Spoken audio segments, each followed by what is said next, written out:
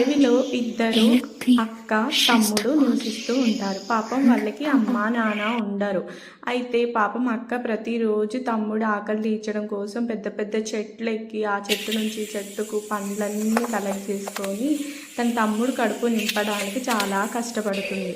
కానీ ప్రతిరోజు తను తినకుండానే తన తమ్ముడికి ఫుడ్ పెడుతుంది. అది గమనించిన తమ్ముడు ఎలాగైనా మా అక్క కోసం నేను పనిచేయాలి అనుకుంటాడు.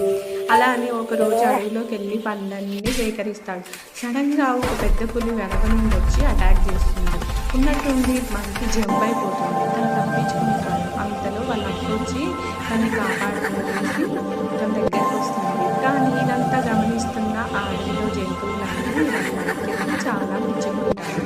సో వాళ్ళందరూ కలిసి వీళ్ళకి రివార్డ్ ఇస్తారు. వీళ్ళు చాలా చక్కగా ఉంటారని చెప్పి అందరూ కలిసి వాళ్ళని చాలా మెచ్చుకొని పండ్లు అవి బహుమానంగా ఇస్తారు. కలిసి ఉంటే ఏదైనా కలదు సుఖం. ఫ్యామిలీ ఎప్పుడు కలిసే ఉంటుంది. కలిసి ఉంటేనే ఆ స్ట్రెంత్ మనకు ఉంటుంది.